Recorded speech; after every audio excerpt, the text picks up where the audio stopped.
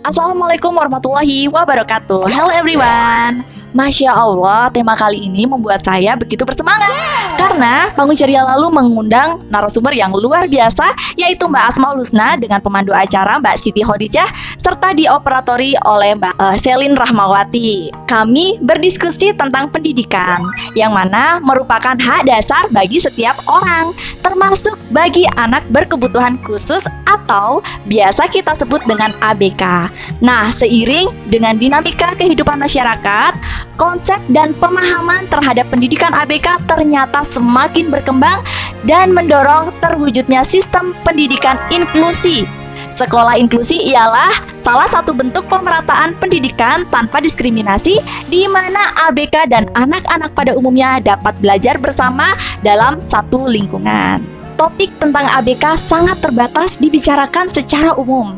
Padahal, para orang tua sangat membutuhkan informasi dalam keterlibatannya mendampingi ABK. Karena dalam segitiga emas pendidikan inklusi, salah satu yang menjadi perhatian penting ialah support dari orang tua.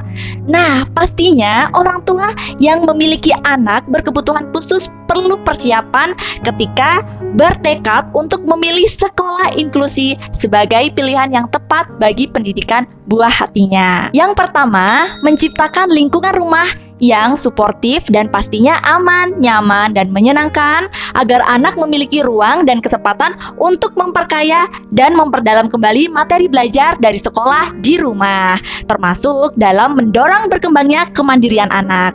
Mbak Husna juga memberikan tips bahwa orang tua juga bisa menyiasati untuk membuat lingkungan rumah mirip dengan lingkungan di sekolahnya. Yang kedua, perencanaan keuangan. Karena keistimewaannya seorang ABK biasanya membutuhkan perhatian dan perlakuan khusus sejak lahir, sehingga mengharuskan para orang tua mengeluarkan biaya lebih. Tetapi semua permasalahan dapat diatasi jika orang tua dapat merencanakan segala sesuatunya dengan baik.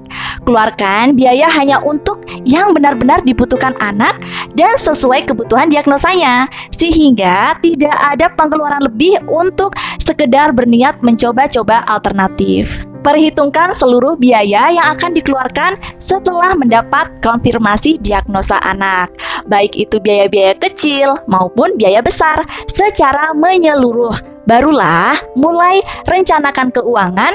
Justru terkadang orang tua melupakan biaya kecil tersebut, padahal secara tidak sadar biaya tersebut sangat mengikis. Mulai cari informasi tentang produk tabungan dan investasi, kemudian pilihlah yang sesuai dengan tujuan keuangan termasuk biaya pengobatan dan pendidikan ABK.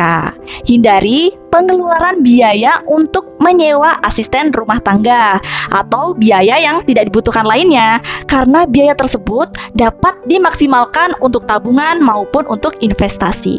Nah, dari semua hal tersebut yang tidak kalah penting nih, orang tua juga dapat mulai untuk mengenalkan kepada anak cara mengelola uang yang baik sejak dini. Yang ketiga, kerjasama pasangan.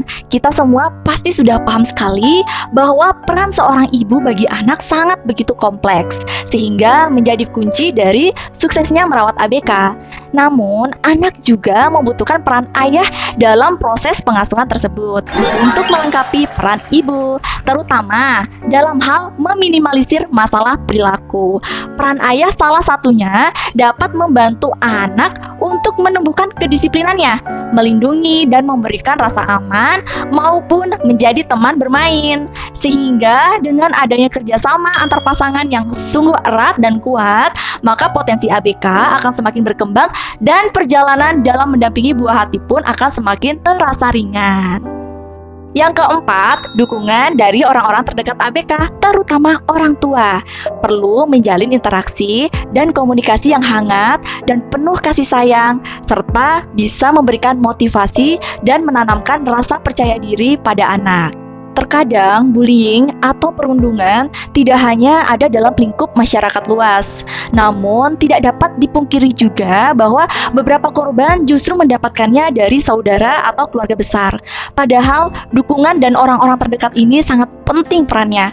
Untuk itu, orang tua perlu memberikan pemahaman terlebih dahulu kepada keluarga besar sebelum mereka berinteraksi dengan anak. Sedangkan untuk menjamin lingkungan belajar ABK yang kondusif di sekolah, sebagai orang tua perlu menjalin hubungan dan komunikasi aktif dengan pihak sekolah serta memiliki niat untuk berpartisipasi aktif dalam kegiatan pembelajaran dan kegiatan ekstrakurikuler yang dilakukan anak di sekolahnya. Dan satu langkah jitu lainnya, orang tua memiliki inisiatif untuk menggerakkan orang tua lain agar terlibat dalam pengambilan keputusan di sekolah dan di masyarakat.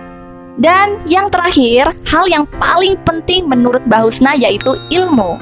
Orang tua perlu memiliki pemahaman yang benar tentang kondisi dan kebutuhan anak sehingga upaya yang dilakukan untuk anak lebih tepat dan sesuai. Orang tua perlu belajar untuk mengatasi konflik psikologis dan masalah sosial sebagai dampak kehadiran dari buah hatinya, baik melalui kuliah daring ataupun bergabung dalam suatu komunitas.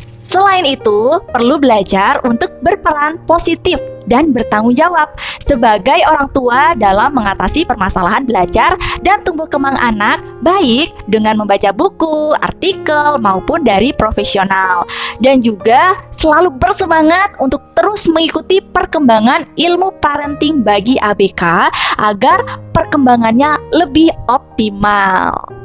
Alhamdulillah, selesailah sesi kali ini. Kurang lebihnya saya memohon maaf yang sedalam-dalamnya. Terima kasih telah bersedia menonton sampai selesai.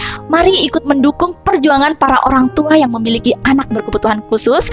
Semangat terus para orang tua hebat di luar sana. Semoga lelah kita menjadi lilah. Amin ya robbal alamin. Mohon pamit undur diri. Wassalamualaikum warahmatullahi wabarakatuh.